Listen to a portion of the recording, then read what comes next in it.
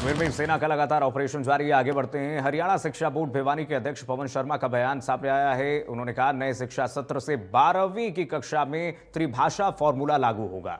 छात्र अपनी पसंद के हिसाब से एक विषय का चयन कर सकेंगे, पवन शर्मा ने कहा। पवन शर्मा ने कहा कि परीक्षा केंद्र भी सरकारी स्कूलों में स्थापित किए जाएंगे।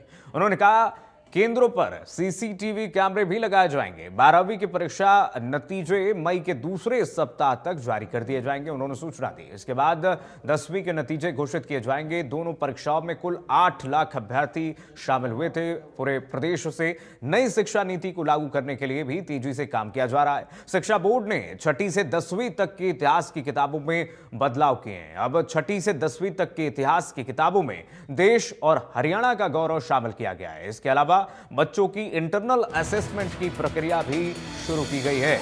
बड़ी खबर आपको बता रहे हैं, चंडीगढ़ से हरियाणा शिक्षा बोर्ड के अध्यक्ष ने बयान दिया है। उन्होंने कहा कि 12वीं की कक्षा में अब त्रिभाषा यानी थर्ड लैंग्वेज फॉर्मूला लागू होगा।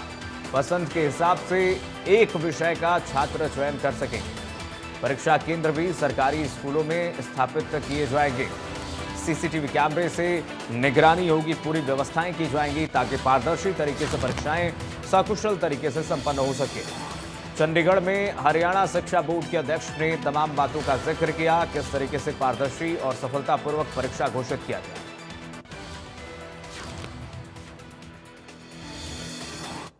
जिससे न केवल हमें इसमें अपने विद्यार्थियों को और अभिभावकों को सूचना भेजने में सहूलियत होती है, बल्कि अपडेटेड भी रहते हैं।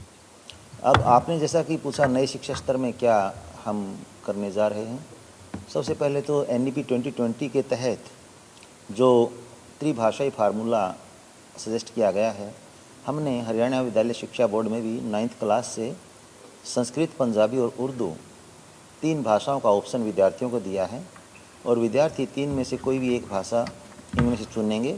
इसके साथ साथ हिंदी और इंग्लिश उनकी कंपलसरी भाषाएं रहेंगी। तो त्रिभाषाई फार्मूला लागू किया गया है। बड़ा सही क्वेश्चन आपने पूछा, क्योंकि जब तक सेंटिटी और इंटीग्रिटी ऑफ एग्ज़ाम नहीं रखी जाएगी, तब तक समाज में और अदर स्टेट्स में या यूँ कहीं कंट्री में भी अपने राज्य का एक यह मैसेज नहीं जा सकेगा कि यहाँ परीक्षा प्रणाली सुदृढ़ और बड़ी क्वालिटी बेस्ड है। तो हमने इस बारे में भी, जैसे माननीय मुख्यमंत्री महोदय से भी हमें गाइडलाइंस मिली हैं, क्योंकि इस बार कुछ थोड़ी संभावनाएं 1-2 केंद्रों पर ऐसी रही थी जहां ढील थी। उसके आधार पर हमने ये नया एक अपना सुझाव रखा है। नंबर 1, हम जो गवर्नमेंट स्कूल्स का स्टाफ है, इन्विजिलेटर ड्यूटी पर एक्सक्लूसिवली उन्हीं को कंसीडर करेंगे, क्योंकि उनकी जवाबदेही और विभागीय कार्रवाई के भी चांसेस ज़्यादा सुदृढ़ बन जाते हैं। इसके अलावा सरकारी स्कूलों में ही परीक्षा केंद्र बनाए जाएंगे, जहां पर सीसीटीवी और बाहर की आउटसाइड डिस्टर्बेंस वगैरह की कोई गुंजाइश ना हो, तो इस प्रकार का हम वहां प्राप्त। देखिए, हमें आपको पहले से पता है इस बारे में कि जो 10वीं की परीक्षाएं थी और 12वीं की जो परीक्षाएं अपने हरियाणा विद्यालय शिक्षा बोर्ड की थी, ये फरवरी 2025 से शुरू होकर के मार्च 2025 तक चली हैं और इसमें लगभग 5 लाख से ऊपर परीक्षार्थी अपीयर हुए थे, जिनका परीक्षा उपरांत अंकन कार्य कंप्लीट हो चुका है और अब रिजल्ट की जो प्रक्रिया है वो फाइनल स्टेज में है।